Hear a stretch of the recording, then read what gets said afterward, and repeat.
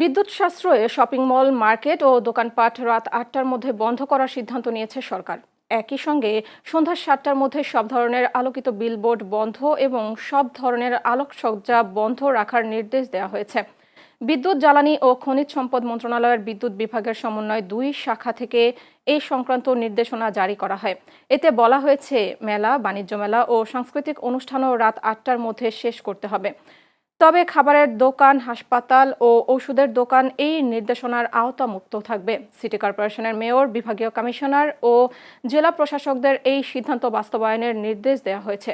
মন্ত্রিপরিষদ সচিব, প্রধানমন্ত্রীর মুখ্য সচিব, বিদ্যুৎ উন্নয়ন বোর্ড সহ বাংলাদেশ দোকান মালিক সমিতিকে নির্দেশনার অনুলিপি পাঠানো হয়েছে।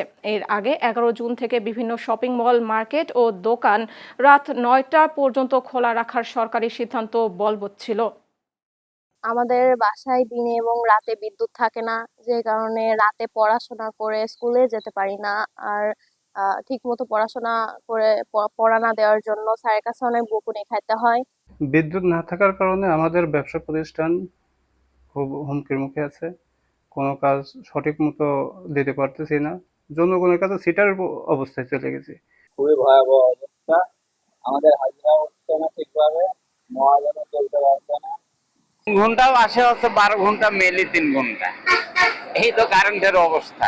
শিক্ষার্থীরা গরমের মধ্যে ক্লাসে একটু হাঁসফাঁস করতেছে, অনেকে হিট স্ট্রোকে তারা খুব অসুস্থ হয়ে পড়তেছে, তাদেরকে আবার বিভিন্নভাবে সেবা দিতে হচ্ছে। লোডশেডিং এর ফলে কিন্তু আমাদের একদিকে প্রোডাকশন খরচ বাড়ছে, অন্যদিকে আমরা কিন্তু মার্কেটে ঠিকমতো আমাদের প্রোডাক্ট সরবরাহ করতে পারছি না। এর পাশাপাশি কিন্তু আমরা যখন জেনারেটর চালাই তখন কিন্তু আমাদের উদ্বৃত্ত আরেকটা কিন্তু ব্যয়ের একটা ভার আমাদের কাঁধে কিন্তু চেপে বসেছে। তাই আমরা বাংলাদেশ সরকারের কাছে জোর দাবি জানাবো যে অ্যাটলিস্ট যেন বিদ্যুৎটাকে যেন আপনার আগে যেমন নিরবিচ্ছিন্নভাবে দেওয়া যাচ্ছিল সেভাবে যেন বাংলাদেশ সরকার যেন আমাদেরকে সেই সাপ্লাইটা যেন অব্যাহত রাখতে পারে।